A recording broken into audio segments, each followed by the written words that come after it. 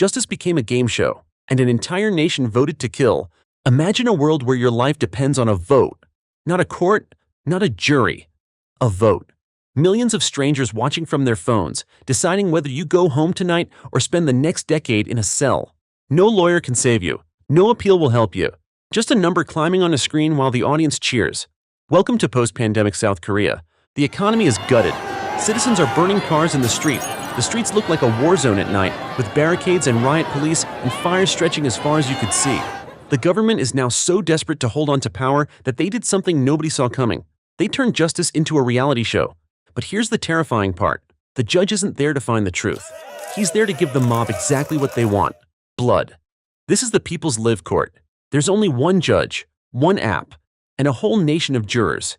His name is Kang Yo-han, and he is not here to be fair. He is here to put on a show. The first trial is Chairman Ju of JU Chemicals.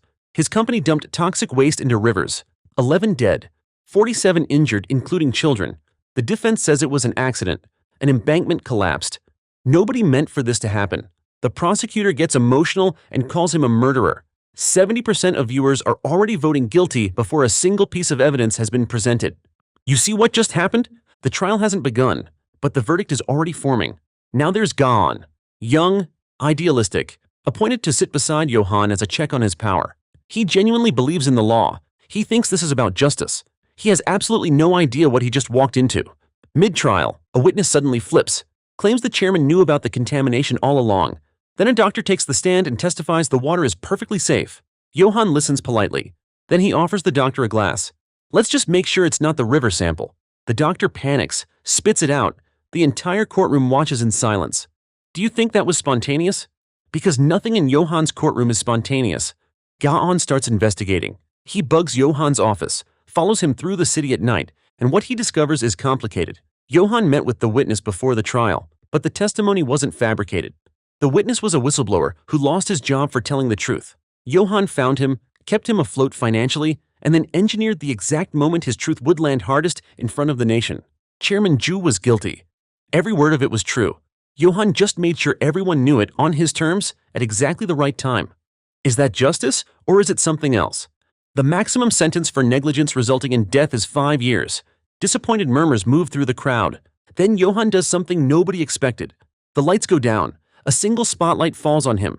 He reads every victim's name aloud while their faces scroll across the screen behind him. Families cry in the gallery. A recent bill allows cumulative sentencing, 1 count per victim. The sentence, 200 to 35 years in prison. The crowd erupts. The final vote, 97% guilty. The victim's sister drops to her knees, sobbing and thanking him. He kneels beside her, pulls her into a hug, pats her back gently while the cameras close in. The nation is in tears. And then, right there, while she cries in his arms, Johan yawns. Yawn sees it. A single tear rolls down Johan's face as he smiles directly across the room at him. He got the right result. The guilty man is going to prison. The victims got their moment and the nation is satisfied. None of it tells you a single thing about who Kang Johan actually is. Now Lee Young-min is being tried. A rich, spoiled kid with 12 previous assault incidents, every single one settled out of court with money. The crazy thing is that he's the son of Minister Cha, the Minister of Justice herself. Johan announces the trial publicly before getting official approval. Minister Cha is furious. She has people make calls. She pressures victims. One by one, they settle and drop their charges, clearly threatened. The prosecution tries to dismiss the entire case. Then in the courtroom, Johan turns to the camera. Does anyone recognize this man? Have you seen him before? The calls flood in. Woman after woman. Man after man. Stories of humiliation, abuse, violence. A parking attendant he slapped in front of witnesses. A restaurant employee he beat for not moving his car. Years of behavior, buried by money and power, suddenly aired in real time for the entire nation to watch. Over 90% vote for harsh punishment. The sentence? Flogging. 30 hits. Carried out in public. Because the people decided. Minister Cha is forced to sign the execution order with tears streaming down her face. Broadcast is silent except for the sound of it. Some viewers cheer. Wave flags. Wear Johan t-shirts. Others flinch and look away. Young Min passes out mid-punishment and a doctor orders the remainder carried out the following week. Johan barely watches. He changes the channel. Something has been unleashed. The show is a hit and everyone knows it. Fans hold signs outside the courthouse. Ordinary citizens start live streaming themselves, delivering informal judgments on people they see breaking minor laws on the street, calling it the people's justice. Children play flogging in the park with sticks. Yawn watches all of it from his apartment and understands viscerally that they have created something they cannot take back. Johan watches the same footage from his office. His face is completely neutral. How should he react? That night, Yawn confronts him, calls him a monster, someone who hunts for sport and removes every obstacle in his path. He accuses him of killing his brother, an unforgivable assumption that hits too close to home. Johan's face changes entirely. He grabs Yawn by the throat and slams him into the wall. "Do you know what cruelty really is?" he asks him. But to understand why Johan is burning the world down, you have to look at what was taken from him 10 years ago. Before the fame, before the app, there was a fire. His brother Isaac, beloved by everyone, pledged his entire fortune to the Social Responsibility Foundation. There was a huge ceremony. Speeches, cameras, the kind of event powerful people attend to feel good about themselves. Johan stood outside while his niece Elijah ran in to find her father. He promised to follow soon. Then the building became a furnace. Everyone rushed for the exits. In the panic and crush of bodies, Minister Cha knocked over a pew that fell across little Elijah's legs and pinned her to the floor. Then, Minister Cha stepped over her, climbed right over the screaming child and kept moving. Cruelly left her there. Johan fought his way in against the flow of people rushing out. He found Isaac and his wife still searching for their daughter. Then the roof began to fall. A fiery beam came down and crushed Isaac, who was shielding Elijah with his body. Johan tried to lift it. He couldn't. The only thing he could do was pull Elijah out from underneath and promise his brother he would come back. The roof collapsed on Isaac before Johan could return. When Johan woke under the rubble, he saw a firefighter crouched over his brother's body, stealing the watch off Isaac's wrist, even while he was hurt. How cruel is that? The man looked up, apologized, and ran. Left them both trapped. Johan managed to get himself and Elijah out. Found everyone else already wrapped in blankets being attended to by paramedics. He stood alone in the dark, holding his unconscious niece, and nobody came to help him. Johan takes off his shirt and shows Yawn the scar, a cross burned into his back from the fire. Yawn apologizes and leaves. Once the door closes, Johan smirks quietly. Even his vulnerability is a performance, but there's one person who may be his only equal. Jung Sun-ah, chairwoman of the Social Responsibility Foundation. She moves through rooms like she owns everything in them. She probably does. Beautiful, brilliant, and carrying something cold and unfinished behind her eyes that she has spent decades learning to weaponize. She was a maid in his childhood home. She was 14 years old when she started, a girl with nowhere else to go, drawn to the strange, isolated boy kept in the basement by his abusive father. She brought him food, kept watch so he could sneak upstairs, convinced herself she was in love, but Johan caught her stealing. He warned her. She ignored it. When she tried to steal a cross necklace that had belonged to Isaac's mother, something irreplaceable and sacred, Johan held it up where she could see it and asked her to prove her feelings. By jumping out the window, she jumped. The housekeeper watched from below in horror. Johan stood at the window and watched, completely passive. This was not a romantic test. It was punishment, precise and cold. She survived, and she remembered every second of it. Now she is back, powerful, dangerous, and she does not just want Johan, she wants to own everything she was once thrown out of. Is she obsessed with him? Or is she just the mirror image of everything he is? Sun-ah and Johan have been circling each other since the beginning. Every interaction is a chess match where both players already know the other's moves and still choose to play. She kidnaps him. She chains him to a chair in a room she has designed to look exactly like his mansion, complete with the same furniture, the same light. Holds a razor to his throat and asks why he leaked her secrets to his enemies. He sits completely still the entire time and says, "Because I need you." He tells her to make her choice. He asks her, "Do you want to come to my place?" And she does. This is what makes her so dangerous. She can see every trap and walks into them anyway because she is laying her own at exactly the same time. Here is what you need to understand about these two. They are the same kind of broken. Both grew up with nothing and clawed their way up through a world designed to keep people like them down. Both learned early that the rules only applied to other people. Both built elaborate masks and have worn them so long they are not entirely sure what is underneath anymore. The difference is that Johan is hunting something specific, the people who let his brother die and walked away smiling. Sun-ah is hunting something shapeless. She wants the world that rejected her. She wants to own it all. And she wants Johan to watch her do it, preferably standing beside her. He refuses. Every single time. When she installs herself as official head of an oversight committee for the People's Live Court, Johan pulls her aside and warns she will pay for interfering with his plans. Sun-ah tells him she could make him president. She wants to use the SRF to put him in power the same way they put President Heo there. Yawn stops her when she says, "You and I." Sun-ah goes still for a moment. Something shifts behind her eyes. "Can't you be a little nicer to me?" Then she peps right back up and waves cheerfully as she leaves. Neither of them has blinked. Neither of them ever does. The SRF, meanwhile, launches the Dream Village project. Free housing, free healthcare for the underprivileged. It sounds like the kind of thing a government does when it genuinely cares about people. It is not that. Yawn receives a tip that the donated money is being quietly redirected. The Dream Village is not a shelter. It is a clearance operation, a way to redevelop poor neighborhoods by displacing the people who live in them under the cover of charity, so the land can be sold at enormous profit. He holds a press conference and names them all publicly. President Heo, Minister Cha, the SRF chairman. 4 million citizens vote, 92% believe Yawn. The SRF scrambles. Now let me introduce you Kim Chung-shik, another scumbag, is being tried. He's a nationalist vigilante directly connected to President Heo's private army. During the trial, Yawn plays footage of Jukchang beating an elderly man to death on a public street with a pipe. The gallery is completely silent. But instead of prison, Yawn gives him probation. An ankle monitor and his exact location broadcast publicly through the voting app at all times. Within hours, his own former followers have tracked him down and are beating him live on camera. The monster swallowing itself whole. Yawn watches and says quietly that he feels like he created another monster. Yawn says a monster was always there. It only needed an opportunity. Meanwhile, Yawn has been carrying something for years. His parents died by suicide after being destroyed by a pyramid scheme. The man responsible, Do Young-chun, is supposed to be serving 17 years. Yawn takes him to the prison.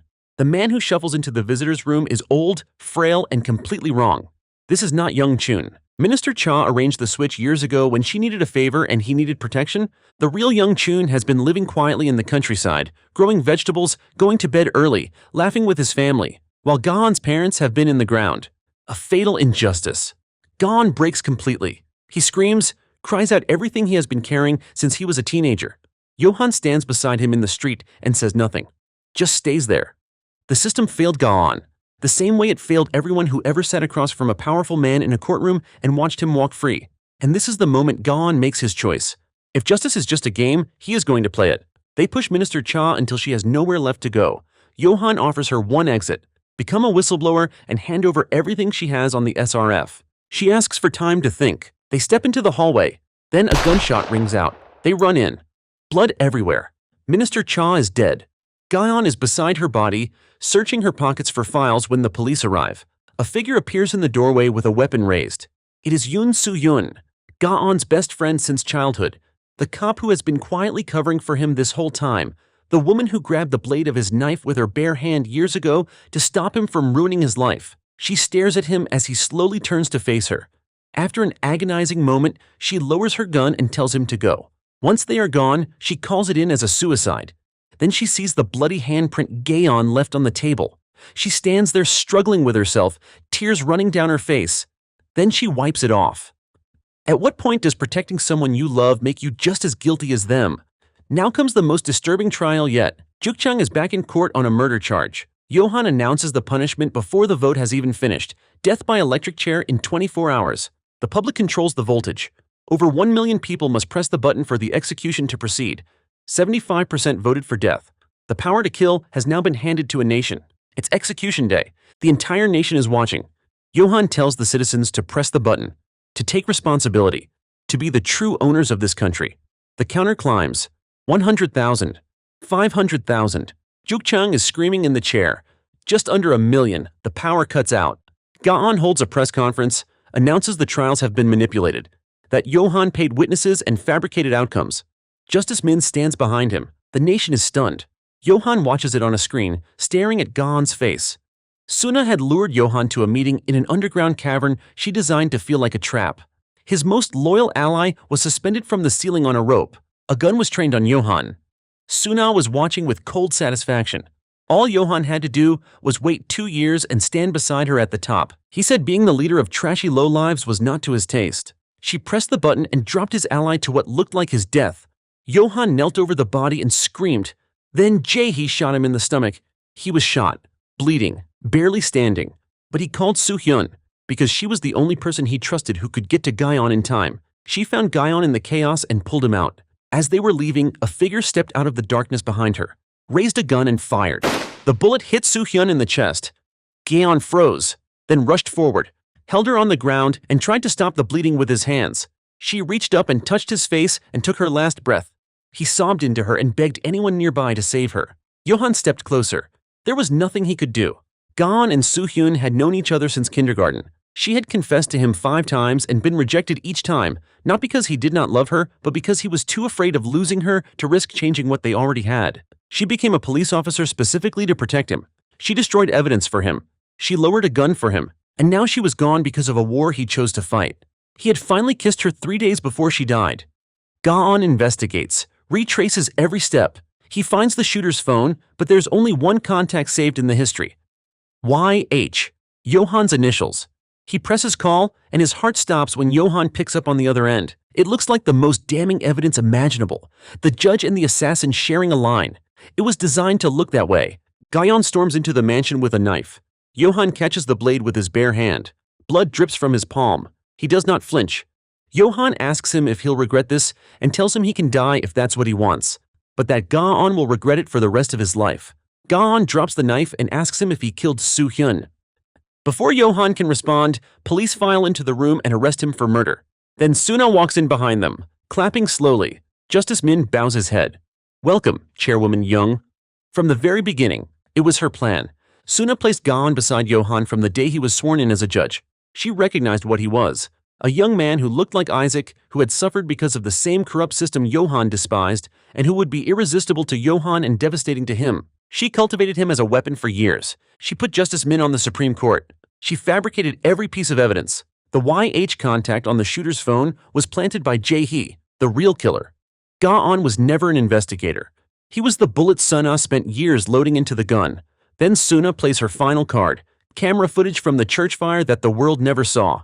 It shows little Elijah playing with candles, the accidental spark that started the nightmare. The weight of the reveal isn't just the fire, it's the realization for Yawn that Johan has been carrying this secret for a decade. He hasn't just been fighting the corrupt, he's been acting as a shield for a girl who doesn't know she killed her own father. Johan is screaming now, begging Suna to stop before Elijah hears. But Suna just smiles. The truth is, the only weapon he can't deflect. Johan pleads desperately as the police drag him away, roaring Suna's name until he is out of sight. Yawn remains kneeling on the floor, silent tears running down his face. "That was the moment I decided to die."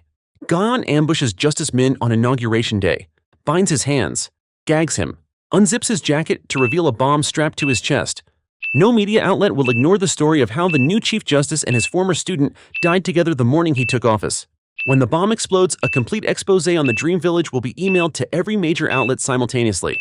The evidence Yawn collected from inside the medical center, the test subjects, the deaths, the organ harvesting, all of it.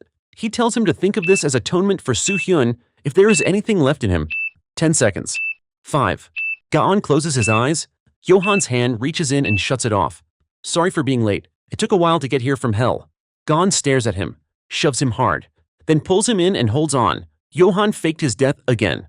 The warden who despised him became his exit route, blackmailed into swapping him out for another body the same way Minister Cha once swapped out the man who destroyed Yawn's family.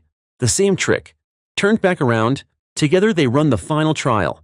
Every member of the SRF, President Heo, the chairman, their wives, all gathered in the courtroom believing they have already won. Bombs planted throughout the building. When 10 million people press the button, the same number who voted President Heo into office, everything goes up. But first, Johan shows them the video. The Dream Village Medical Center. Over 3,000 test subjects, including children. 182 dead. President Heo standing in the middle of it, laughing about the monetary value of human organs. The entire nation watching on the Dike app because the SRF forgot the one channel they could not shut down. The vote comes out, he is 99% vote guilty.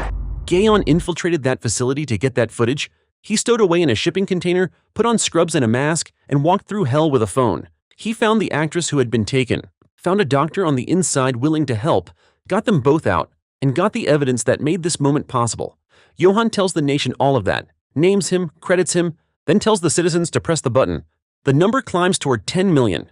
Yawn gets to the courtroom just in time to find Johan standing among the convicted with a detonator in his hand. Yawn pleads, "Don't leave Elijah alone. Don't die next to this garbage. I'll go with you," he says. Johan looks at him for a long moment. You be the hero. I'm enough as the devil. He grabs Gon and throws him out into the hallway, slams the door, stands there on the other side listening to Gon scream. The number reaches 10 million. Suna pulls her pistol and shoots President Heo in the head mid-sentence. Then she turns the gun on Johan. He raises the detonator. Let's go together, Suna. She smiles, tears on her face. Goodbye, young master. She turns the gun on herself. Johan watches her fall, sighs, presses the detonator. The building shakes. Gon is thrown backward from the blast and screams Johan's name into the smoke and silence. That night, Gon walks back into the mansion. Elijah's wheelchair is in her room. She is not. In Johan's room, he finds a tower of cards on the table, still standing, and a blueprint in the chair with the courtroom's emergency exit carefully marked in pen. A note in the margin. My part is done. Now you have work to do. The housekeeper tells Gon that Johan already came and went. He ran in, told her she was fired, that she should go and live her own life because no one would be in this house anymore. Then he grabbed her in a hug.